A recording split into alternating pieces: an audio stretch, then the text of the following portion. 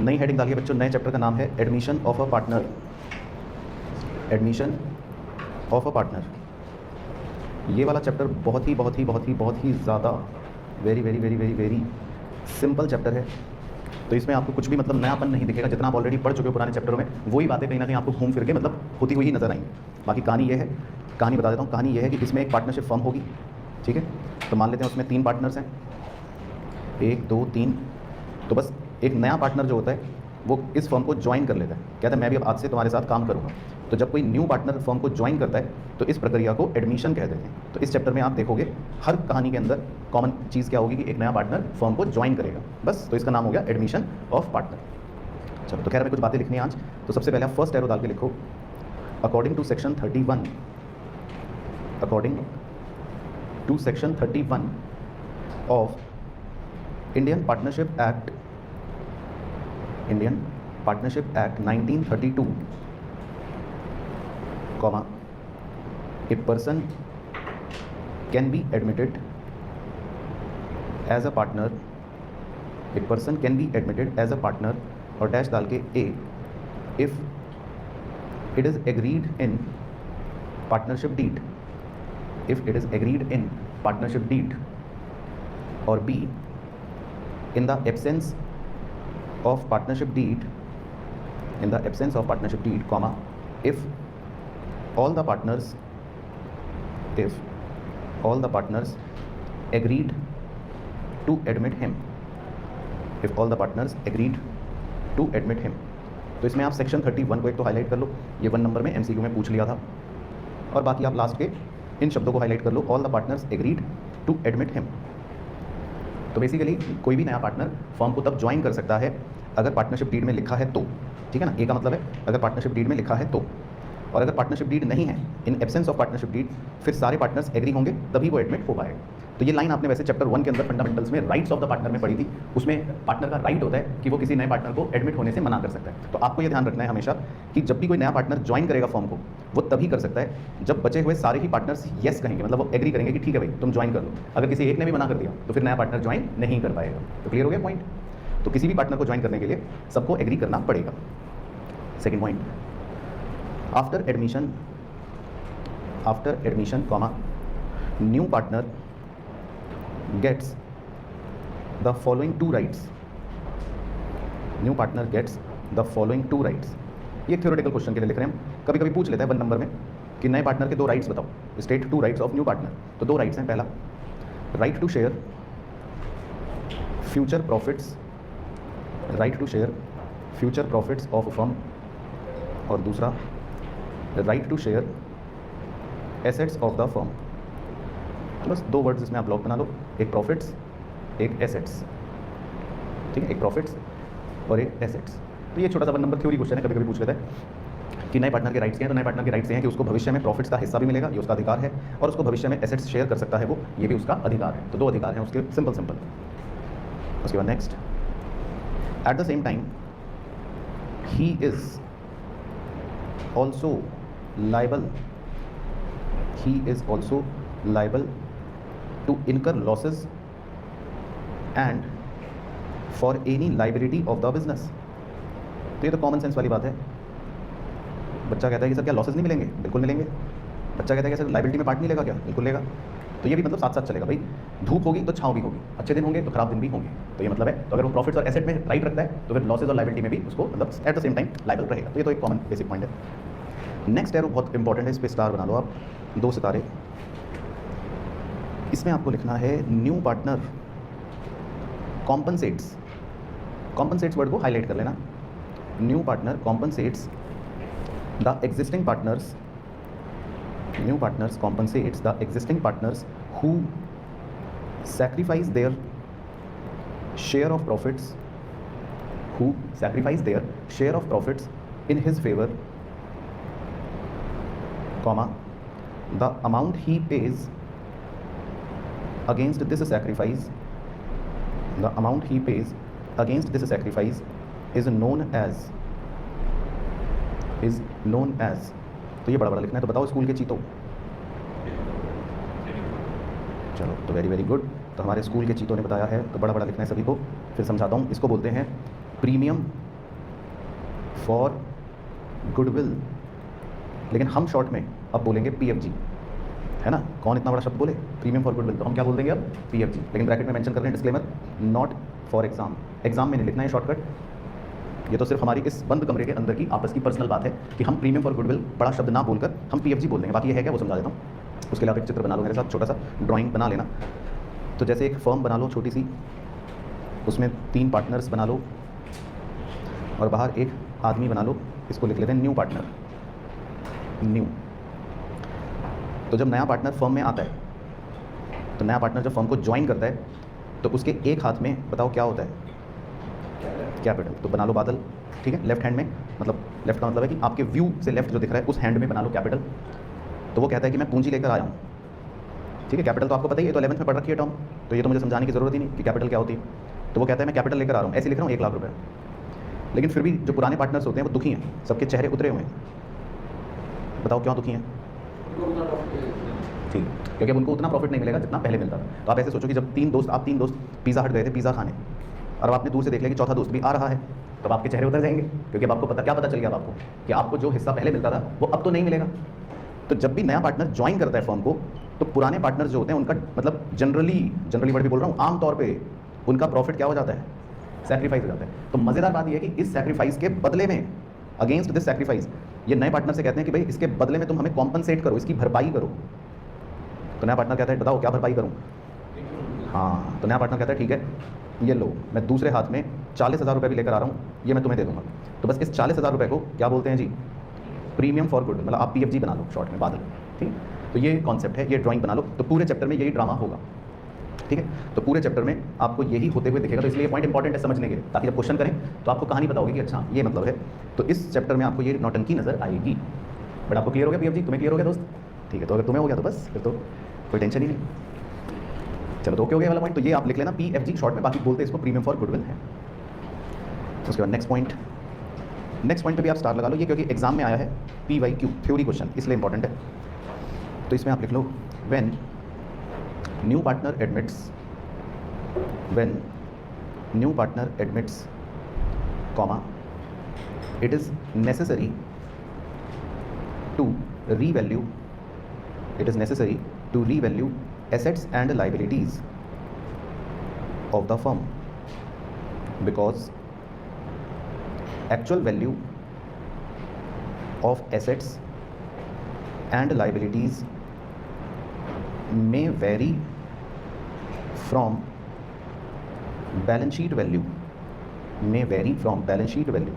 and new partner should not suffer because of reduction in assets, comma, nor he should be benefited by increase in assets। ठीक है, तो पूरी line लिखना है। Theory में पूछा है कई बार क्वेश्चन, प्रीवियस ईयर क्वेश्चन है, और कई बार बहुत ही रेयरली कभी वाइवा में भी पूछ लेता है। तो आपका एग्जामिनर, एक्सटर्नल एग्जामिनर आपके सामने बैठा होगा, आपकी आंखों में आंखें डालकर वो एकदम से पूछेगा कि बताओ एडमिशन के टाइम पर रिवैल्यूएशन क्यों करते हैं। तो आप हक्के बक्के रह जाओगे, आपकी पीपड़ी बज नहीं पाएगी। तो ये आंसर जो है आप याद रखना, जो मैं आपको भी समझाऊंगा। तो ये इसलिए इंपॉर्टेंट है। तो अगर एग्जामिनर पूछ लेगा तो क्या लिखना है वो भी बता देता हूँ, और मीनिंग क्या है वो भी बता देता हूँ। तो बेसिकली पॉइंट ये है कि हमारी बैलेंस शीट में जो एसेट्स होते हैं, चलो पहले तो यही बताओ कि जो बैलेंस शीट में एसेट्स हैं क्या इनकी मार्केट में भी एक्चुअल यही वैल्यू है। पहले तो ये बताओ कि क्या मार्केट प्राइस इनका यही होता है। मार्केट प्राइस तो ये नहीं होता ना, क्योंकि बैलेंस शीट के अंदर तो हम अपना जो कॉस्ट होती है वो लिखते हैं, मार्केट प्राइस तो कुछ भी हो सकता है। तो अब जब कोई नया पार्टनर आता है तो हो सकता है इनकी मार्केट वैल्यू कुछ और हो। ऐसे बोल रहा हूँ, मान लो मशीन की मार्केट वैल्यू बाजार में एक्चुअल में है 90 और फर्नीचर की एक्चुअल वैल्यू बाजार में है लेट्स से 60। तो पुराने पार्टनर्स चालू होते हैं, और होना भी चाहिए, आपको भी जीवन में चालू ही बनना है। तो पुराने पार्टनर्स ये कहते हैं कि हम जब भी कोई नया पार्टनर आएगा उससे पहले रिवैल्यूएशंस करेंगे। और वो इसलिए करते हैं रिवैल्यूएशंस, ताकि मशीन की अगर एक्चुअल वैल्यू बढ़ी हुई है, फर्नीचर की अगर एक्चुअल वैल्यू बढ़ी हुई है, तो उस बढ़ी हुई वैल्यूज़ का जो फायदा है, आपने रिवैल्यूएशन पढ़ लिया, एसेट्स की वैल्यू अगर ज़्यादा होगी तो इसका मतलब ये क्या है, रिवैल्यूएशन में फ़ायदा है। तो ये फ़ायदा क्या नए पार्टनर को मिलना चाहिए या नहीं मिलना चाहिए, सोचो, बताओ, तुम बताओ। हाँ वो बताएगा, बताओ जी, क्या ये फ़ायदा नए पार्टनर को देना चाहिए या नहीं देना चाहिए।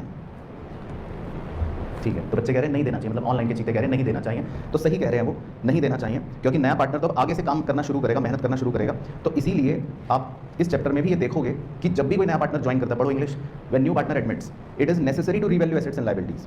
तो रीवैल्यू हमेशा ज़रूरी होता है, और वो इसलिए होता है, अब आगे की लास्ट लाइन पढ़ना, कि न्यू पार्टनर शुड नॉट सफ़र, यानी कि न्यू पार्टनर को ना तो लॉस मिलेगा, nor he should be benefited by increase in assets, ना ही उसको फायदा मिलेगा। तो जब भी नया पार्टनर आता है बिजनेस के अंदर, तो पुराने पार्टनर्स एसेट्स को रीवैल्यू करते हैं या लायबिलिटीज़ को रीवैल्यू करते हैं, ताकि उसका फायदा या नुकसान आपस में वो बांट सके, नए पार्टनर को नहीं दे। ठीक है, तो बस ये मतलब थ्योरी में पूछेगा, बाकी तो आप सब क्वेश्चन में सीख ही जाओगे, डोंट वरी। अच्छा, उसके बाद नेक्स्ट एरो में लिखना है effects of admission of a partner, effects of admission of a partner. ये मतलब एक सिंपल थ्योरेटिकल पॉइंट है कि अगर नया पार्टनर एडमिट होता है तो इसके क्या प्रभाव है। तो फर्स्ट एरो डाल के लिख लो, old partnership comes to an end, कह रहा है पुरानी पार्टनरशिप खत्म हो जाएगी, and new partnership comes into existence, और कह रहा है नई पार्टनरशिप आ जाएगी। ठीक है, तो ये तो भाई कॉमन बात है, मतलब कॉमन सेंस वाली बात है, इसमें तो कोई भी बड़ी बात नहीं है। तो पुरानी पार्टनरशिप खत्म हो जाएगी और नई पार्टनरशिप आ जाएगी। उसके बाद new partner will share future profits और लॉसेस इन एग्रीड रेशियो। ये भी एक कॉमन सी बात है कि नया पार्टनर फिर भविष्य में प्रॉफिट और लॉसेस भी लेगा। ठीक है, तो वो तो लेगा ही। और थर्ड बात, assets and liabilities are revalued and any gain और लॉस इज डिस्ट्रीब्यूटेड अमंग, बताओ जो आपने अभी ऊपर पॉइंट पढ़ा, रिवैल्यूएशन, हाँ, तो किसके बीच बढ़ेगा, अमंग ओल्ड पार्टनर्स। तो बस, तो मतलब तीनों पॉइंट वही हैं जो आप ऊपर कहीं ना कहीं पढ़ चुके हो। तो नए पार्टनर के एडमिट होने से पुरानी पार्टनरशिप खत्म हो जाती है, नई पार्टनरशिप आ जाती है, नया पार्टनर भविष्य के प्रॉफिट्स लेगा, लॉसेस भी लेगा, ये भी कॉमन बात है। और थर्ड भी आपने पढ़ लिया है कि हम एसेट्स और लाइबिलिटीज़ को रीवैल्यू करेंगे और ओल्ड पार्टनर्स के बीच में उसको बांट देंगे। ठीक है, अब इसमें एक छोटा सा 1 नंबर केस बेस्ड क्वेश्चन आया था एग्जाम के अंदर, 1 नंबर का। सोचो 1 नंबर में भी केस बेस्ड आ रहा है, लेकिन आया था तो वो बता देता हूँ क्या आया था।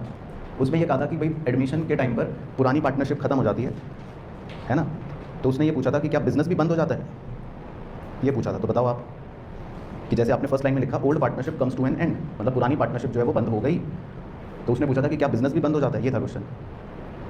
तो आंसर क्या है, नहीं। हाँ, तो आपको लिखना है बिजनेस कॉन्टिन्यूज, मतलब ऐसे ही बादल में कीवर्ड लिख लो साइड में कि बिजनेस जो है वो नहीं बंद होता है ना, नो, बिजनेस तो चलता रहता है। ऐसा थोड़ी ना कि नया पार्टनर आया तो हमने कहा चलो पहले बिजनेस में ताला लगाएंगे फिर आप आइए, तो बिजनेस चलता रहेगा। इट इज़ सिंपली जस्ट, अगर ये भी लिखना चाहते हो तो लिख लो, it is simply just reconstitution of firm, मतलब ये जो प्रक्रिया हुई है ये सिंपली फर्म का रिकॉन्स्टिट्यूशन हुआ है। इसमें बिजनेस जो है ये नहीं कि बिजनेस बंद हो गया, बिजनेस तो चलता रहेगा। बिजनेस बंद होने का एक चैप्टर आगे आएगा आपके कोर्स में, तब बिजनेस बंद होगा, अभी बिजनेस नहीं बंद हो रहा, अभी तो वो काम कर रहे हैं और नया पार्टनर आ गया। तो क्लियर हुई कहानी। तो जितनी बातें आपने अभी लिखी, लगभग जो 26 मिनट आपने अभी तक व्यर्थ करे हैं, वो सिर्फ 1 नंबर तक के ही वेटेज के हैं, तो उसमें से वो कुछ भी आपसे 1 नंबर का पूछ सकता है। ठीक है, लेकिन हाँ बेसिक तो पता ही होना चाहिए। चलो, तो अब हम घुसते हैं, मतलब एक आखिरी एरो लिख लेते हैं टॉपिक्स, कि इस चैप्टर में टॉपिक्स क्या हैं सर, वो बताओ कि क्या पढ़ेंगे हम, है ना। बच्चे को मेन तो ये है, तो लिखो नंबर 1, एक तो सीखेंगे हम कैलकुलेशन ऑफ रेशियोज़, नया रेशियो निकालना सीखेंगे। ठीक है, तो वो तो आज ही सीख जाओगे, तो ये तो कहानी ही खत्म। हाँ, जैसे पिछले चैप्टर में भी करा था ना आपने। दूसरा है treatment of goodwill and PFG, goodwill का और पीएफजी का ट्रीटमेंट सीखोगे, तो मेन फोकस एरिया ये रहेगा, तो इस पर आप 2 स्टार लगा। ठीक है, मेन फोकस एरिया ये रहेगा। उसके बाद थर्ड टॉपिक है इसमें रीवैल्यूएशन अकाउंट, फोर्थ टॉपिक है free reserves and fictitious assets, fifth लिख सकते हो स्पेशल रिजर्व्स, आपके कोर्स में है सिर्फ 2, WCR, IFR। उसके बाद नंबर 6 कैपिटल अकाउंट ब्रैकेट में विद एडजस्टमेंट्स, और number 7 preparation of balance sheet. तो मोटा मोटा ये चैप्टर आपका इस तरह से और इसी फ्लो में आगे बढ़ेगा। ठीक है, तो ये आपके मतलब टॉपिक्स हो गए, जिसमें अच्छी बात ये है सर, क्या है अच्छी बात, कि आप थर्ड में चैम्प हो, तो लिख लो थर्ड में वी आर चैम्प, फोर्थ में आप चैम्प हो, फिफ्थ में आप चैम्प हो, सिक्स्थ में आप चैम्प हो, सेवन्थ में आप चैम्प हो। क्या बात कर रहे हो सर, हमें खुद नहीं पता कि हम चैम्प हैं। यस, आप चैम्प हैं। जैसे भगवान हनुमान जी के पास जो शक्तियाँ थी उन्हें खुद नहीं पता था कि क्या शक्तियाँ हैं, लेकिन प्रभु श्री राम ने जब उनको एहसास दिलाया कि यस आपके पास वो शक्तियाँ हैं, आप जा सकते हैं लंका, तो फिर वो गए। तो इसी प्रकार आपको भी पता नहीं है अभी कि आप चैंप हो इन सब चीज़ों में, लेकिन जब मैं आपको क्वेश्चनों पे लेकर जाऊंगा तो आपको भी लगेगा हाँ अरे सर ये तो सारी बातें ऑलरेडी पढ़ रखी है, तो हमें आता है, तो वो हो जाएगा ऑलरेडी, तो आप चिंता मत करना। तो फोकस एरिया जो रहेगा वो क्या रहेगा, एक तो रेशियोज वो आपके लिए नए हैं, है ना, कि इसमें चीज़ें कैसे चेंज होंगी, और गुडविल और पीएफजी का ट्रीटमेंट वो फोकस एरिया, बाकी कुछ भी फोकस एरिया नहीं है, वो सब तो बच्चों वाली बातें ही हैं।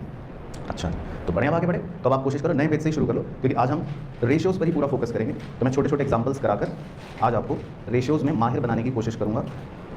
तो आप हेडिंग डाल सकते हो कैलकुलेशन ऑफ रेशियोज़। ये सब लॉ की बातें हैं श्री लक्ष्मी जी, इनसे मेरा कोई वास्ता नहीं है, ठीक है जी। चलो तो आप तो हेडिंग डाल दो बस अब, ताकि मैं अपनी मुद्दे पर आ जाऊँ। कैलकुलेशन ऑफ रेशियोज़ एग्जाम्पल 1, बस। तो यहाँ से आपका मेन खेल शुरू हो रहा है। तो लिखो सबसे पहले A, B, C are 3:2:1 partners. D is admitted for 1/6 share. Find number 1 new ratio or number 2 sacrificing ratio. Find new ratio और number 2 sacrificing ratio.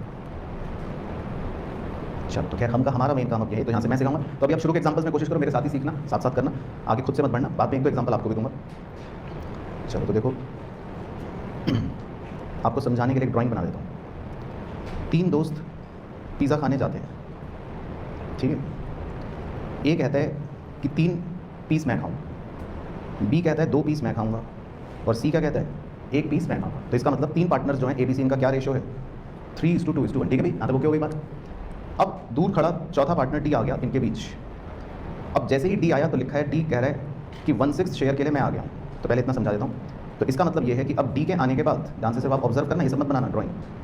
इसका मतलब है डी के आने के बाद जो ये पिज़्ज़ा है, पूरा पिज़्ज़ा, इसका अगर मैं 1/6 हिस्सा बाहर कर दूँ, उसको हरा कलर कर देता हूँ, तो इतना हिस्सा तो अब किसको मिल जाएगा, इतना हिस्सा तो कौन ले लेगा, डी, क्योंकि डी कह रहा है 1/6 पोर्शन अब मेरा। और ये होगी कहानी, यहाँ तो कोई दिक्कत तो नहीं किसी को। तो आपको बस एक छोटी सी मैथमेटिक्स करके बताना है कि अब अगर 1/6 हिस्सा डी ले लेगा तो जो 3 पार्टनर्स पहले थे, मतलब ABC, उनके लिए कितना पिज़्ज़ा रिमेनिंग बचा है, ये बताना है कि ABC के लिए ये जो रिमेनिंग पिज़्ज़ा बचा है ये कितना बचा है 5/6। तो पहले यहाँ तक सब ओके बोल दो, तो मैं अब आगे बढ़ूँ। भाई ओके, कोई भी दिक्कत तो नहीं, यहाँ तक सबको क्लियर हो गया। चलो ठीक है, तो ये पिज़्ज़ा नहीं बनाने। अब आपको स्टेप्स लिखने मेरे साथ, कैसे करते हैं एग्जाम में, लिखो। सबसे पहला स्टेप होता है let total share is equal to 1। हम सबसे पहले ये एज्यूम कर लेते हैं कि टोटल शेयर 1 है, मतलब पिज़्ज़ा, एक पिज़्ज़ा मान लिया, ठीक है। तो ये एज्यूम कर लेते हैं कि टोटल शेयर 1 है। अच्छा, फिर उसके बाद लिखो उसके नीचे डीज शेयर इज इक्वल टू 1/6, ये भी दे रखा है ना। डी कह रहा है, नया पार्टनर कह रहा है कि मुझे 1/6 शेयर चाहिए, तो ये तो डी को दे दिया। तो therefore remaining share for A, B, C, तो A, B, C के लिए अब कितना बच गया पिज़्ज़ा 5/6, है ना। तो आप दोबारा से देख लो भाई, सबको बिल्कुल क्लियर है कि रिमेनिंग शेयर कैसे निकाला, या रिमेनिंग पिज़्ज़ा जो बचा वो कैसे निकाला। हालांकि तो बहुत ही कॉमन बात है। तो अगर 1/6 डी कह रहा है मैं रखूँगा, तो बचा हुआ ABC के पास कितना बच गया 5/6, तो यहाँ तक ओके हो गया। अब ये रिमेनिंग जो पिज़्ज़ा है, अब उस पर फोकस करना, जो रिमेनिंग पिज़्ज़ा है ना, उसको येलो कलर कर देता हूँ। अब आप अगर अपने आप को ABC बन के सोचो, मतलब तीनों में से कुछ भी बन के सोचो कि अब ये जो रिमेनिंग पिज़्ज़ा है जो ABC को खाना है वापस में, डी तो चला गया अपना शेयर लेके घर फटाफट, कह रहा लाओ मेरे को दे दो, वो तो घर चला गया। तो बचा हुआ जो पिज़्ज़ा है वो आप ABC में क्या बराबर बराबर बांटोगे, इतना A का, इतना B का, इतना C का, क्या ये तीनों को आप बराबर दोगे? ये मेरा क्वेश्चन है पहले आपसे, कि जो बचा हुआ पिज़्ज़ा है वो आप ABC को, तीनों को बराबर टुकड़ों में दोगे? नहीं, तो आप क्यों मना कर रहे हो, क्यों बराबर नहीं दोगे? हाँ, क्योंकि ABC इक्वल पार्टनर थे ही नहीं। ABC तो कैसे बांटते थे, 3:2:1 में पिज़्ज़ा को बांटते थे। समझ आ गया लॉजिक? तो इसीलिए जो रिमेनिंग पिज़्ज़ा बचा है, या ये जो रिमेनिंग शेयर बचा है, इस रिमेनिंग शेयर को आप ABC में आप कैसे बांटोगे बताओ? इस रिमेनिंग शेयर को 3:2:1 में बांटोगे। तो क्लियर हो गया? तो वो भी देख लो कैसे बढ़ता है। तो तीनों के आगे पहले रिमेनिंग पिज़्ज़ा रखा हुआ है, वो लिख देता हूँ। और अब इसको 3:2:1 में बांट दो, तो 3/6 A को दे दो, 2/6 B को दे दो, और 1/6 C को दे दो। तो ये इनको रिमेनिंग पिज़्ज़ा मिल जाएगा। वो सॉल्व कर लो, कितना आ गया 15/36, 10/36 और 5/36। तो बस आपको ये लॉजिक समझ आना चाहिए कि बराबर नहीं बांटना, तीनों को बराबर नहीं बांटेंगे तीनों को, क्योंकि वो 3:2:1 में पार्टनर थे, तो इसलिए ऐसे बांटेंगे। बाकी नया रेशो निकालने के लिए डी का जो शेयर था वो एज इट इज लिख लो। डी का शेयर कितना था 1/6 है ना, गिवन था। और इसको कॉमन, क्योंकि हमें बाकियों के साथ LCM 36 बनाना है या डिनोमिनेटर 36 बनाना है, तो 6/6 से मल्टीप्लाई कर देते हैं, ठीक है। तो अब आप ABCD का न्यू रेशो लिख सकते हो ये देखकर कि अब ABCD का अगर मैं नया रेशो देखूँ तो A के पास है 15, B के पास है 10, C के पास है 5 और डी के पास है 6। Now this is your new ratio of ABCD। तो ये नोट कर लो आप, ठीक है। तो ये नया रेशो है, डिनोमिनेटर कॉमन होना चाहिए, ध्यान रखना, ठीक है। तो अब जब ये चारों जने पिज़्ज़ा खाने जाएंगे तो इस रेशो में पिज़्ज़ा का बंटवारा होगा, ठीक है ना। तो डी का शेयर गिवन था, ये ध्यान रखना, डी का शेयर कितना गिवन था 1/6, और नीचे 36 बनाने के लिए 6/6 से मल्टीप्लाई और डिवाइड कर दिया, ठीक है साहिल बाबू। चलो तो पहले न्यू रेशो ओके हो गया। अब दूसरा उसने पूछा था क्या निकालना है, सैक्रिफाइसिंग रेशो। अब सैक्रिफाइसिंग रेशो आपने वैसे पुराने चैप्टर में सीख रखा है, लेकिन आप अभी मत लिखना, आपको भी बाद में कुछ और लिखवाऊंगा, बस आप देखते रहना, मैं थोड़ा इसलिए फास्ट कर रहा हूँ। सैक्रिफाइसिंग रेशो कैसे सीखा था आपने, old share minus new share. तो ABC का ओल्ड शेयर तो था ही 3/2 3/6 2/6 1/6, और न्यू शेयर कितना निकाला अभी आपने ABC का 15/36 10/36 और 5/36। तो अगर आप old share minus new share करते हो ABC का तो क्या आंसर आएगा, पहले का 3/36, दूसरे का 2/36, 1/36। तो इसका मतलब ये कि ABC का सैक्रिफाइसिंग रेशो जो आया वो कितना हो गया 3:2:1। लेकिन आपको ये नहीं करना क्योंकि इतना भी टाइम वेस्ट नहीं करना, तो आप सीधा आंसर लिखो सेकंड पॉइंट डाल के कि इन दिस केस, इस एग्जाम्पल में सिर्फ इसी केस में old ratio is equal to sacrificing ratio. तो इस एग्जाम्पल में या इसी तरह के एग्जाम्पलों में ओल्ड रेशो ही हमेशा सैक्रिफाइसिंग रेशो होता है। मैंने प्रूव करने के लिए सॉल्व करा ताकि आप मुझ पर विश्वास करो। तो देखो आप कर भी सकते हो विश्वास। अब सैक्रिफाइसिंग रेशो कितना आ रहा है, देखो 3:2:1, और ओल्ड रेशो क्या था 3:2:1। तो आपको सॉल्व करने का भी 15 सेकंड भी टाइम वेस्ट एग्जाम में नहीं करना। तो इस एग्जाम्पल में, इस तरह के एग्जाम्पल में आप क्या लिख सकते हो directly, old ratio is equal to sacrificing ratio, ठीक है। लेकिन सिर्फ इसी एग्जाम्पल में चलेगा, हर किसी में नहीं चलेगा। चलो तो खैर सैक्रिफाइसिंग की ज़्यादा टेंशन नहीं है, न्यू रेशो क्लियर हो गया जी सबको। चलो तो जब थोड़ी देर बाद आप भूल जाओगे तब उस तरह का एक आपसे भी करवाऊंगा। तो फिलहाल लिखो एग्जाम्पल 2। तो एग्जाम्पल 2 में लिखते हैं जी A, B, C are 3:2:1 partners, full stop. D is admitted for 1/6 share, full stop. In future, A, B, C will share profits in the ratio 5:3:2। तो मैंने बिल्कुल सेम क्वेश्चन ही लिया है, मतलब एग्जाम्पल 1, बस एक लाइन थोड़ा सा ट्विस्ट कर दी कि in future ABC will share profits in the ratio 5:3:2, full stop. Find new ratio of ABCD, find new ratio of ABCD। चलो तो लिखो सॉल्यूशन। वो क्वेश्चन की प्रैक्टिस से पता चल जाएगा कृष्णा भाई, एग्जाम्पल 1 जो होता है ना उसी में वो चलता है, अब इसमें नहीं चलेगा। वीडियो लेक्चर देख रहे हो ना, मुझे नीचे कमेंट करके बताना कि कौन से मिनट में आपको ये वीडियो पोर्शन दिखाई दे रहा है। इससे मुझे पता लगेगा कि आपने पूरा वीडियो ध्यान से देखा कि नहीं। आपके कमेंट का मैं नीचे इंतजार कर रहा हूँ। चलो तो लिखो solution. Let total share is equal to 1, D's share is equal to 1/6, therefore remaining share for A, B, C is equals to 5/6। ठीक है, तो पहले यहाँ तक तो चेक लो, यहाँ तक तो सेम ही है। तो ये रहा पिज़्ज़ा और ये 1/6 डी पार्टनर कह रहा है मुझे दे दो, है ना, यहाँ तक तो सेम है कहानी। तो रिमेनिंग पिज़्ज़ा कितना बच गया 5/6, ठीक है, यहाँ तक कहानी सेम है। देखो एग्जाम्पल 1 वाली यहाँ तक तो ओके है, ठीक। तो अब कौन बच्चा पहले बताएगा आप में से कि इस बार क्या ट्विस्ट है? नहीं, देखो पिछले एग्जाम्पल में, अब पिछले एग्जाम्पल में आपने जो रिमेनिंग पिज़्ज़ा बचा हुआ था उसे बराबर बराबर बांटा था, पहले तो ये बताओ, नहीं बांटा था ना। तो पुराने एग्जाम्पल में रिमेनिंग पिज़्ज़ा आपने किस रेशो में बांटा था? ओल्ड रेशो में, A को 3, B को 2 और C को 1। लेकिन इस बार एक लाइन ऐड हो गई है बस ट्विस्ट वाली। क्या ट्विस्ट ऐड हो गया है? अब लिखा है इन फ्यूचर, कह रहा है भविष्य में A, B, C will share profits in the ratio, क्या दे रखा है 5:3:2। तो इसका मतलब अब बस ये बताओ प्यारे प्यारे बच्चों कि ये जो रिमेनिंग पिज़्ज़ा बचा हुआ है, ये जो रिमेनिंग शेयर बचा हुआ है येलो कलर का, ये आप ABC को किस रेशो में दोगे? इक्वल दोगे या 3:1 में दोगे या 5:3:2 में दोगे? 5:3:2। समझ गए ट्विस्ट? क्योंकि ABC ने क्या बोला कि हम भविष्य में कैसे रेशो में बांटेंगे प्रॉफिट? 5:3:2। तो अब आपको इस बार उनका रिमेनिंग शेयर कैसे बांटना है? 5:3:2 में। तो भाई सबको क्लियर हो गया इसमें और पुराने एग्जाम्पल में डिफरेंस? ओके, चलो तो बांटते हैं। तो बस बिल्कुल सही आपने पहचाना। तो देखो कैसे बांटना है, दोबारा से देख लो चाहे प्रोसेस। सबसे पहले तीनों के सामने ABC के सामने रिमेनिंग शेयर लिख लो, है ना। तो तीनों के सामने पहले रिमेनिंग शेयर लिख लो 5/6 5/6 5/6, और अब इसको बांट दो। तो बांटने का मतलब है मल्टीप्लाई कर दो किस रेशो में? 5:3:2, यानी 5/10 3/10 2/10। तो ये तो हो गए पहले ABC, कितना हो गया 25/60 15/60 और 10/60। अब डी को ऐड कर दो नीचे अलग से जो नया पार्टनर है, और डी का शेयर 1/6 गिवन है, ठीक है। अब मुझे तो नीचे 60 चाहिए डिनोमिनेटर, तो क्या लिख सकते हैं 10/60, ठीक है जी। तो बस, तो अब आपका ए बी सी डी चारों का नया रेशो आ जाएगा, कॉमन डिनोमिनेटर हो गया 25:15:10:10। इसको आप कट शॉर्ट कर सकते हो 5:3:2:2, ठीक है। तो ये आपका नया रेशो आ गया।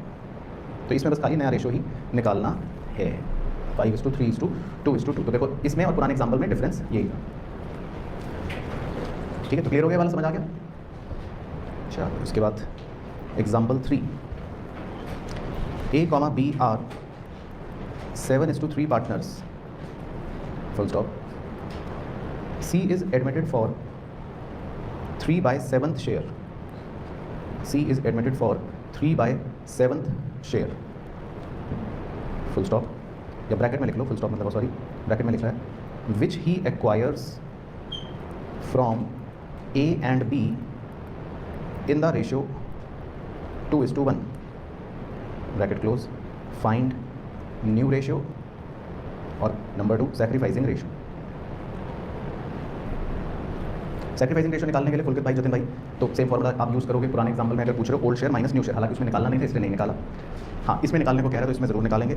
तो क्वेश्चन जब कहेगा तभी निकालना है, अन्यथा नहीं निकालना। और अगर निकालना भी पड़े तो फार्मूला सेम है, universal, old share minus new share. चलो तो ये वाला सिखाऊँ मैं आपको, नई तरह की स्टोरी है इसमें, नई तरह की कहानी है, नई तरह की अंग्रेजियाँ हैं। चलो तो इसमें तो लिखा है भाई सीधा सीधा, ए और बी आर 7:3 पार्टनर्स। तो आप मेरे साथ साथ ही लिखो ताकि साथ साथ ही समझें, ठीक है। तो ए और बी 7:3 पार्टनर्स हैं, तो इसका मतलब ए को कितना हिस्सा मिलता है 7/10, और बी को कितना हिस्सा मिलता है 3/10, है ना, यही है। अब नया पार्टनर सी आ गया, लिखा है सी इज़ एडमिटेड फॉर 3/7 शेयर। तो पहले मैं इतनी बात समझा देता हूँ।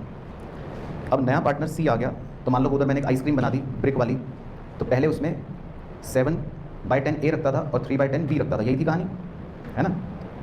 तो अब देखो, अब सी कह रहा है भाई नहीं ऐसे नहीं होगा, अब मुझे भी चाहिए ब्रिक में हिस्सा, मुझे भी आइसक्रीम खानी है। तो सी कह रहा है भाई 3/7 पोर्शन तो मुझे दे दो, ये तो सी का हो गया, है ना। अब सी जो है ये 3/7 शेयर जो एक्वायर कर रहा है, ब्रैकेट पढ़ो, सारा खेल ब्रैकेट का है। ब्रैकेट में लिखा है ही एक्वायर्स फ्रॉम, फ्रॉम को ब्लॉक बना दो, ही एक्वायर्स फ्रॉम यानी उसने लिया है, कैसे लिया है, फ्रॉम ए एंड बी, उसने ए और बी से लिया है, बस अभी आगे मत पढ़ना। तो देखो इस बात को पहले मैं मैथमेटिकली समझा रहा हूँ। अब सी नया पार्टनर कितने शेयर के लिए आ गया, 3/7 के लिए आ गया। कितने शेयर के लिए आ गया, 3/7, और उसने ये एक्वायर करा है, फ्रॉम लिखा है फ्रॉम। तो याद है आपको फ्रॉम में समझाया था, क्या करते हैं फ्रॉम में, सिर्फ माइनस करते हैं। फ्रॉम का मतलब क्या है कि उसने ए से और बी से क्या कर लिया, एक्वायर कर लिया, ले लिया। पहले इतना ओके हो गया। पहले यहाँ तक बताओ कि सी ने जो 3/7 शेयर लिया, या ये जो आइसक्रीम ली, ये हिस्सा किससे लिया, खाली अकेले ए से लिया। चलो ऐसे बताओ, ये खाली हिस्सा उसने खाली अकेले ए से लिया क्या, या खाली उसने अकेले बी से लिया क्या, नहीं, लिखा है ना ही एक्वायर्ड, क्या लिखा है, फ्रॉम ए एंड बी, उसने दोनों से लिया है। अब बस आपको ये सोचना है कि क्या ये उसने दोनों से बराबर बराबर लिया है, ये सोचने की बात है कि क्या उसने ये हिस्सा दोनों से बराबर बराबर लिया। अगर बराबर लिया होगा तो मैं आधा कर दूंगा, आधा ए से आधा बी से।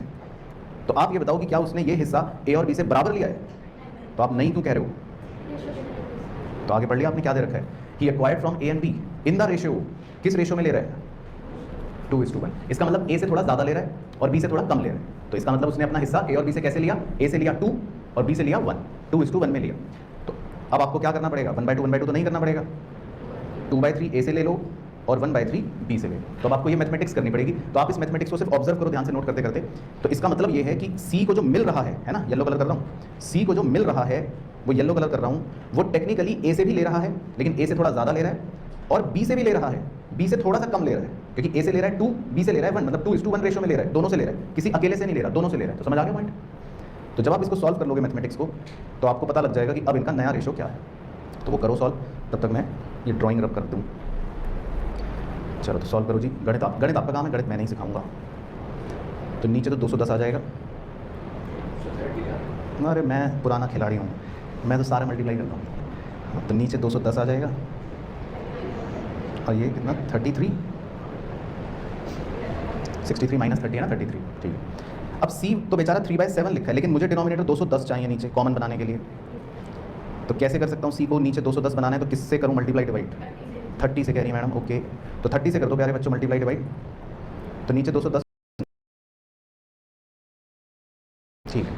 तो बस तो आपका इसका मतलब देयरफॉर नया रेशो आ गया, न्यू रेशो ऑफ ABC 87:33:90। इसको आप 3 के पहाड़े से काट सकते हो, थोड़ा शॉर्ट हो जाएगा, 29:11:30। ठीक है, 3 से डिवाइड कर सकते हो आप। ठीक है, तो सही आ रहा है, बच्चों ने भी यही बताया। चलो तो पहले तो निकाल लो नया रेशो। अब इसमें हमें क्योंकि सैक्रिफाइसिंग भी निकालना है रेशो, तो वो भी अब आगे बढ़ते हैं। तो पहले न्यू रेशो ओके हो गया, तो आप बस ब्रैकेट्स को समझो। C को 3/7 जो मिल रहा है, आप इसको याद रखना, वो A से भी ले रहा है और B से भी ले रहा है। ओके हो गई कहानी। चलो अब सैक्रिफाइसिंग रेशो निकालते हैं। तो उसके लिए वही यूनिवर्सल फॉर्मूला है, A और B लिख लो, old share minus new share. तो ओल्ड शेयर कितना था A और B का, 7:3, और माइनस करो न्यू माइनस करो, न्यू है 29/70 और B का 11/70, यही है जी, है ना नया रेशो। A का है 29/70 और B का है 11/70। अब इसको सॉल्व कर लो, 20/70 और 10/70। तो अब देखो मेरे प्यारे चीतो, तो A और B का सैक्रिफाइसिंग रेशो क्या बन गया, बताओ। A और B का सैक्रिफाइसिंग रेशो क्या निकला आंसर, 2:1। तो आपको इतना टाइम वेस्ट वैसे एग्जाम में नहीं करना, क्योंकि ये गिवन ही था वैसे क्वेश्चन में, है ना। 2:1 गिवन ही था। दिखाऊं कहाँ गिवन था, बताओ कहाँ गिवन था। वो लिखा था ना, ही एक्वायर्स फ्रॉम A and B in the ratio, क्या लिखा था, 2:1। तो इसकी हिंदी क्या है कि उसने A से और B से किस रेशो में लिया, 2:1। तो लॉजिकली A क्या सैक्रिफाइस कर रहा है, 2, और B क्या सैक्रिफाइस कर रहा है, 1। लेकिन मैंने प्रूफ करने के लिए दिखा दिया, मतलब कि भाई बच्चा फिर बाद में बाल नोचने आ जाता है कि सर नहीं निकाल के भी दिखाओ, ओल्ड माइनस न्यू करके भी दिखाओ कि है भी या नहीं। तो देख लो भाई, ओके होगी कहानी। तो 2:1 ही आएगा, तो अगर आप निकालोगे भी तब भी वही आएगा, तो नो टेंशन। चलो तो आगे बढ़ते हैं एग्जाम्पल नंबर 4। चलो एग्जाम्पल 4 पे चलते हैं। एग्जाम्पल 4 में आपको दूँ, बताओ आप तैयार हो थोड़ा थोड़ा। चलो ये भी मैं ही करा देता हूँ। X and Y are 4:3 partners, full stop. Z is admitted, ठीक है, नया पार्टनर Z आ गया, for 20% share. Oh my god, तो नया पार्टनर Z आ गया for 20% share which he acquires from X only. Oh, which he acquires from X only. चलो ये तो आप ही से करवाऊंगा। फाइंड न्यू रेशो और नंबर 2 सैक्रिफाइसिंग रेशो। चलो तो पहले 4 मिनट आपके, फिर नहीं होगा तो खैर मैं करूँगी, लेकिन पहले आप करके देखो। चलो तो मैं आपसे पूछ लेता हूँ धीरे धीरे और कर लेंगे साथ साथ। तो X and Y are 4:3 partners, ठीक है। चलो तो ये तो हो गई पुराने क्वेश्चन की तरह सेम ही बात। तो X और Y जो है इनका शेयर है 4:3, ये तो दे रखा है, ठीक है। तो पहला चेंज मैंने हल्का सा ये करा, इस बार दे रखा है Z is admitted for 20% share. तो 20% शेयर का मतलब क्या, ठीक है, वेरी गुड, 1/5, क्योंकि 20% मतलब 20/100, और 20/100 को आप कट शॉर्ट कर लोगे तो मतलब 1/5। तो इनडायरेक्टली वो मतलब यही कहना चाह रहा है कि जो नया पार्टनर Z है उसको 1/5 मिलेगा, उसका शेयर 1/5 है, इनडायरेक्टली ये कह रहा है। और आगे लिखा है विच ही एक्वायर्स, उसने ये किससे लिया, फ्रॉम, क्या लिखा है आगे, फ्रॉम X ओनली। तो इसका मतलब इस बार वो किससे ले रहा है, सिर्फ X से, Y से नहीं ले रहा। तो ये मैथमेटिक्स समझ आ गई जो लिखी बोर्ड पर। चलो तो इसको सॉल्व कर लो। Y का मैं निकालूंगा आंसर और Z का भी मैं निकालूंगा, X का आप निकालो। 13/35, ठीक है। तो इसका मतलब मुझे नीचे 35 चाहिए कॉमन डिनोमिनेटर। तो Y के लिए 5/5 से कर लो तो 15/35 और Z के लिए 7/30, ठीक है। तो न्यू रेशो तो आ गया 13:15:7, ठीक है। तो न्यू रेशो तो ये आ गया, ओके। तो भाई कोई दिक्कत परेशानी तो नहीं, देख लो आपकी आंखों के सामने करिए सब मैथमेटिक्स और कॉन्सेप्ट। चलो अब सैक्रिफाइसिंग रेशो बताओ, तो क्या लिखेंगे अंग्रेजी, किसने सैक्रिफाइस करा, X। लिखा था ना, Z ने एक्वायर करा अपना शेयर, किससे एक्वायर करा, फ्रॉम X ओनली। इसका मतलब खाली सैक्रिफाइस कौन कर रहा है, अकेला X कर रहा है। तो इसमें रेशो नहीं है कुछ, तो आपको बस क्या इंग्लिश लिखनी है, ओनली X सैक्रिफाइसेस। तो क्लियर हो गया, सबको समझ आ गया ये वाला भी। चलो तो ये भी एक वैरायटी कवर हो गई, ठीक है ना। तो ये मैं कॉमन डिनोमिनेटर दिखा देता हूँ ताकि बाद में आप मेरे बाल ना नोचो। तो Y में 5/5 से मल्टीप्लाई कर दिया, Z में 7/7 से कर दिया, ओके। चलो तो ये हो गया एग्जाम्पल 4। अब आओ आगे एग्जाम्पल 5। तो अब कहानियाँ बदलता रहूँगा हर एग्जाम्पल में, ठीक है, क्योंकि अब आपको पता चल गया कि क्या है मोटा मोटा। तो लिखो एग्जाम्पल 5 में X, Y are 3:2 partners, full stop. Z is admitted and he acquires के बाद लिखा है 1/5 ऑफ X। ओ, तो ऑफ से किसी को कुछ याद आया पुराने चैप्टर का, ठीक है। 1/5 of X and 2/5 of Y. ठीक है, तो इस बार थोड़ा सा लैंग्वेज और चेंज कर दी मैंने। तो z is admitted and he acquires 1/5 of x and 2/5 of y। Find new ratio. चलो, तो अब आपसे पूछूंगा, तो ये आप खुद करना चाहते हो या मेरे साथ चेप के करना चाहते हो? बताओ, चेप के करना है या खुद करना है? बताओ, ये देखो। चलो, तो मेरे साथ चेप के करो, लेकिन मैं स्टेप आप ही से पूछूंगा, ये ध्यान रखना। तो लिखो फिर मेरे साथ चेप के x और y। बताओ x और y के आगे क्या लिखूंगा आप बताओ? ठीक है, x के आगे 3/5, y के आगे 2/5। चलो ठीक है, तो x और y 3:2 पार्टनर हो गए। फिर लिखा है z is admitted and he acquire 1/5 of x। चलो, तो पहले इतना कौन बता सकता है कि z ने एक्वायर करा, मतलब z ने लिया 1/5 ऑफ x लिया, ये लिखा है। बताओ फिर मैं क्या करूँ? जो आप कहोगे वही करूँ। इंटू 1/5 किससे? से क्या? 3, हाँ ऐसे बोला ना, 3/5 इंटू 1/5। तो इतना हिस्सा उसने x से लिया, तो x में से माइनस कर दूँ? ठीक है, और z में इतना हिस्सा लिख लो आप, 3/5 इंटू 1/5। तो सबको याद आ गया इंटू क्यों कर रहे हैं हम? ऑफ x लिखा, तो ये याद है आपको? बाकी नहीं तो याद है तो आपकी गलती, मेरा क्या। ठीक है जी, तो उसने 1/5 ऑफ x लिया। अच्छा, फिर आगे भी पढ़ो, एंड 2/5 फ्रॉम ऑफ y। तो इसका मतलब क्या करूँ? 2/5 इंटू 2/5। तो उसने y से भी उसके शेयर का 2/5 लिया, तो y से माइनस कर दो और वो भी z को जोड़ के दे दो। तो मैं कलर कर देता हूँ ताकि आपको पता लग जाए। तो ब्लू कलर जो है वो y से लिया उसने, ब्लू कलर y से लिया, और येलो कलर x से लिया। ठीक है, तो ऐसे आपको और समझ आ जाएगा। तो उसने x से लिया येलो कलर, y से लिया ब्लू कलर, ये उसने लिया। तो अब आपको सॉल्व करके पता लगाना है कि नया शेयर क्या हो जाएगा। ठीक है, तो इसका कितना है? 12/25, 6/25, 7/25। ठीक है जी, तो बस आ गया आपका नया ratio. Therefore new ratio is equals to 12:6:7। ठीक है, ठीक है, ओके हो गया। चलो, 12:6:7। ठीक है, सही आया। चलो ठीक है, तो अब ऑफ हो या फ्रॉम हो, मतलब ये सब कलाकारियाँ पुराने चैप्टर में सीख चुके हो, बस उन बातों का ध्यान रखना है। चलो, उसके बाद एग्जाम्पल 6, ये बड़ा अच्छा एग्जाम्पल है। इसमें लिखो A, B, C are 5:3:2 partners, full stop. D is admitted for 25%. तो D is admitted for 25%। उसके बाद लिखा है full stop, B would retain his original share, B would retain his original share, full stop. Find new ratio of ABCD, find new ratio of ABCD। चलो, ये तो मैं ही कराऊंगा आपको, लेकिन आप पहले लिख लो सॉल्यूशन। चलो, तो थोड़ा सा समझा देता हूँ इसको। तो देखो भाई, 3 दोस्त पिज़्ज़ा खाने गए, तो पहले 5 पीस कौन खाता है? A। 3 पीस कौन खाता है? B। और 2 पीस कौन खाता है? C। तो यही रेशियो था, 5:3:2। अब देखो, इस बार बड़ा ही इंटरेस्टिंग चीज़ हो रही है इस बार। अब नया पार्टनर D आ गया, लिखा है D इज एडमिटेड फॉर 25%। तो पहले तो ये बताओ 25% का मतलब क्या? ठीक है, वेरी गुड, 1/4। तो अब D कह रहा है कि जो पिज़्ज़ा में 1/4 शेयर है वो तो पहले मुझे दे दो। तो इतना हिस्सा तो किसको दे देंगे हम? 1/4 किसको मिल जाएगा? D को। ठीक है, तो D कह रहा है, या D के बारे में लिखा है D is admitted for 25% share. तो D को तो 1/4 इतना दे देंगे।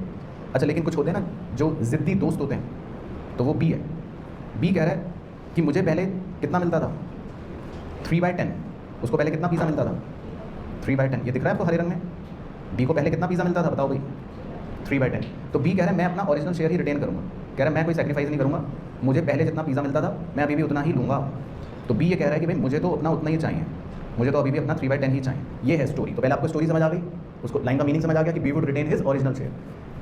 तो अब जो रिमेनिंग पिज़्ज़ा बचा है बताओ सफ़ेद रंग का, वो किन दोनों के लिए बच गया? बस हाँ, A और C। तो इस बार जब हम अभी करेंगे क्वेश्चन सॉल्व, तो ये स्टोरी थोड़ा सा दिमाग में लेकर चलना कि इस तरह से आगे बढ़ूंगा। समझ गए? पिज़्ज़ा की कहानी से पहले मीनिंग समझ आ गया सबको? चलो, तो लिखो सॉल्यूशन। तो ये पिज़्ज़ा नहीं बनाना, आप तो सीधा लिखो let total share is equals to 1। सबसे पहले पूरा पिज़्ज़ा 1 मान लिया हमने, पूरा शेयर 1 ले लिया। उसके बाद लिखो डीज शेयर, D का शेयर कितना दे रखा है? ये तो गिवन है, देखो D का कितना शेयर दे रखा है? 1/4। ठीक है ना, पूरा ब्लू रंग वाला। मैं कलर भी कर रहा हूँ मैचिंग। और इस बार मज़ेदार बात यह है कि D के साथ साथ B भी कह रहा है मेरा भी शेयर फिक्स कितना है बताओ? 3/10। तो पहले आप सब बच्चे यहाँ तक ओके कर दो कि भाई आप ओके हो कि पूरा पिज़्ज़ा जो है वो तो मैंने 1 मान लिया, ब्लू कलर जो है वो डी कह रहा है 1/4 मेरे को दे दो, ग्रीन कलर बी कह रहा है 3/10 मैं रखूँगा भाई, ओके है जी, ठीक है। तो अब आप बताओ कि रिमेनिंग पिज़्ज़ा कितना बच गया, यानी कि रिमेनिंग शेयर कितना बच गया फॉर ए एंड सी, ऐसे लिख देता हूँ, remaining share for A and C, बताओ। तो 1 में से 1/4 और 3/10 माइनस कर दो, ठीक है, तो कितना बच गया 9/20, पक्का श्योर, ठीक है। तो भाई भरोसा कर रहे हैं, ठीक है, 9/20, तो रिमेनिंग शेयर बच गया ए और सी के लिए 9/20, तो यहाँ तक क्लियर हो गया, यहाँ तक ओके है। तो मैं ऊपर दोबारा पिज़्ज़ा पे जा रहा हूँ डायग्राम पर। तो अब आप ये जो रिमेनिंग पिज़्ज़ा बच गया, अब मैं लिख देता हूँ, ये जो रिमेनिंग पिज़्ज़ा बचा हुआ है सफ़ेद रंग का 9/20, ये ए और सी को बराबर बराबर दोगे, ये बताओ, नहीं बराबर बराबर तो नहीं दोगे, तो ये आप ए और सी को किस रेशो में दोगे, बताओ, ए और सी को किस रेशो में दोगे, ये 5:, सी का क्या है 2, तो ए और सी को किस रेशो में दोगे आप ये बचा हुआ पिज़्ज़ा, 5:2, भाई ए और सी को दे रहे हो या ए और बी को दे रहे हो, ए और सी, तो ए और सी का रेशो क्या है आपस में 5:2, समझ गए। तो अब हम रिमेनिंग शेयर को ए और सी के बीच में बांट देते हैं और 5:2 में बांटेंगे। तो पहले तो चारों के नाम लिख लो, ए बी सी डी, पहले ए और सी का सॉल्व कर रहा हूँ। तो ए और सी के सामने रिमेनिंग शेयर लिख लो और उसको दोबारा से पूछ रहा हूँ आपसे, किस रेशो में बांटोगे बताओ, 5:2, तो इसको 5:2 में बांट दो, ए और सी के बीच में कितना आ गया 45/140 और 18/140, ठीक है। बस बी और डी के तो गिवन ही थे, तो उसमें तो आपको कोई दिमाग लगाना ही नहीं। बी का कितना गिवन था 3/10 और डी का कितना गिवन था 1/4, बाकी मुझे कॉमन डिनोमिनेटर नीचे 140 चाहिए, तो बी में क्या करूँ गुना भाग, 14 से मल्टीप्लाई डिवाइड कर लेता हूँ, और डी में क्या करूँ गुना भाग 35, ठीक है। तो बस देयरफॉर न्यू रेशो आ गया ए बी सी डी का 45:42:18:35, और ये किसी से भी कटेगा नहीं, तो 45:42:18:35। Example next number 7। तो अब जो है मतलब कहानियाँ वही रहेंगी, थोड़ा बहुत ऊपर नीचे हेर फेर करेंगे। तो लिखो एग्जाम्पल 7 में, A and B are 7:5 partners, full stop, C is admitted for 1/6 share, ठीक है। तो यहाँ तक तो कोई डर वाली बात नहीं है भाई, यहाँ तक तो सिंपल है। अब कुछ आगे ट्विस्ट ले आते हैं आपके लिए, full stop, he acquires 1/24 from A, इस बार फ्रॉम लिखा है, from A, and 1/8 from B, ठीक है, फ्रॉम बी। तो 1/24 from A, 1/8 from B, find new ratio. चलो तो ये तो आप ही से ही निकलवाया जाएगा, 3 मिनट का टाइम है। चलो तो क्या आ रहा है जी,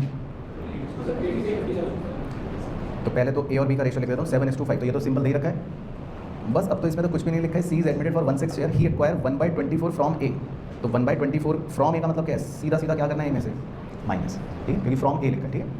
एंड 1/8 फ्रॉम बी, तो क्या करना है माइनस, तो फ्रॉम का मतलब है बस आपको सिंपली माइनस करना है, ए में से 1/24, बी में से 1/8, बस। बाकी सी का तो गिवन ही है 1/6 को, तो आप एज इट इज लिख सकते हो।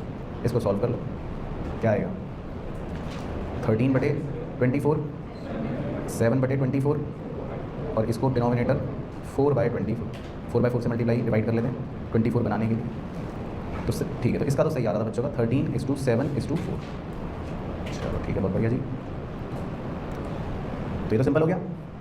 उसके बाद एग्जाम्पल 8, तो सिंपल के बाद एक देते हैं दिमाग वाला, example 8, A comma B comma C are 5:3:2 partners, full stop. D is admitted for 3/10 share. D is admitted for 3/10 share. Full stop. Sacrificing ratio of A, B, C is equal to 2:1:0. ये क्या कह रहे हो sir? Find new ratio. चलो तो लगाओ दिमाग, 3 minute आपके, बस फिर डिस्कस करेंगे। बताओ क्या आंसर निकाला। तो ए बी सी का सबसे पहले चलो बताओ क्या रेशियो दे रखा है, 5/10, 3/10, 2/10, ये तो लिखा ही होगा सबने। फिर लिखा है D is admitted for 3/10 share. अब डी का शेयर है 3/10, मतलब डी नया एडमिट हुआ 3/10 शेयर के लिए, ये गिवन है। तो अब डी जो है 3/10 शेयर के लिए एडमिट हुआ, तो बस अब मुद्दे की बात ये है कि डी जो 3/10 शेयर के लिए एडमिट हुआ, क्या वो तीनों से बराबर बराबर ले रहा है अपना शेयर? ये बताओ, क्या वो तीनों से बराबर बराबर ले रहा है? बताओ। नहीं ले रहा, तीनों से बराबर तो नहीं ले रहा, ये बात ओके है भाई। तो तीनों से किस रेशियो में ले रहा है? 2:1:0। तो 2:1:0 के हिसाब से इसका मतलब बन गया ए से 2/3, बी से 1/3 और सी से 0/3। एक तरह से यही ले रहा है इसका मतलब डी। तीनों से भाई गलत तो नहीं है, मैथमेटिक्स जो इंग्लिश है वही मैथमेटिक्स में किया। तो इसको सॉल्व करके अब आप देखो कि क्या बच रहा है, ए के पास क्या बच रहा है, बी के पास क्या बच रहा है और सी के पास क्या बच रहा है। तो ए के पास क्या बच रहा है? 3/10। ओके, ये फाइनल आंसर लिख रहा हूँ मैं, बाकी गणित आप अपने आप करते रहना। बी का 2/10, सी का तो 2/10 ही आएगा क्योंकि वो ब्रैकेट तो 0 ही हो गया, और डी का 3/10 दे ही रखा है, और डिनोमिनेटर भी 10 है तो मेहनत भी नहीं करनी। ये पिछले से तो अलग है, तुमने भी एग्जाम्पल 6 की तरह करा ना। तो अब देखो यही तो, अब समझना ध्यान से क्या गलती करते हैं बच्चे इसमें, और वो भी होशियार बच्चे। आप सेक्रीफाइसिंग रेशियो को सीधा शेयर समझ लेते हो, तो आपने क्या गलती करी होगी? आपने ए में से 2/3 माइनस करा होगा बस, या हो सकता है कुछ नहीं ऐसी गलती करी कि आपने सीधा ए में से या बी में से 2/3 1/3 खाली ये माइनस करा होता है। जनरली बच्चे गलती करते हैं, जबकि वो रेशियो है, सेक्रीफाइसिंग रेशियो है, शेयर नहीं है। डी कितने शेयर के लिए एडमिट हो रहा है ये भी तो देखना पड़ेगा आपको। डी कितने शेयर के लिए एडमिट हो रहा है? 3/10। तो इसका मतलब डी जो है उसी का तो जो उसको, जो देखो आप ऐसे सोचो, जो डी को मिल रहा है वही तो ए बी और सी मतलब सेक्रीफाइस करेंगे ना, और वो तो उनके सेक्रीफाइस का रेशियो दे रखा है कि वो कैसे सेक्रीफाइस कर रहे हैं, 2:1:0। ये तो ये थोड़ा सा इसमें इसीलिए मैंने कहा था बुद्धिमत्ता का प्रश्न दूंगा आपको ताकि आप आसानी से ना कर पाओ। तो इसीलिए मुझे पता था कई बच्चे गलत करेंगे, पर आप नोट कर लो ये सही आंसर है 3:2:2:3। थैंक यू सो मच इस लेक्चर को पूरा ध्यान से देखने के लिए। आई होप आपको ये पूरा वीडियो लेक्चर बहुत अच्छे से समझ आया होगा। मुझे कमेंट करके जरूर बताना कि क्या ये वीडियो लेक्चर आपको अच्छे से समझ आया, और अगर आपके मन में कोई भी डाउट है इस वीडियो के अंदर तो प्लीज मुझे कमेंट करना, मैं पूरी कोशिश करूंगा आपके रिप्लाई करने की। हमारे चैनल को सब्सक्राइब जरूर कर लेना, और यहाँ पर जो प्लेलिस्ट आ रही हैं उन्हें अच्छे से फॉलो करना, इसमें आपकी कंप्लीट प्रिपरेशन हो जाएगी। एंड जाने से पहले हमारे इन सोशल मीडिया अकाउंट्स पर मेरे साथ पर्सनली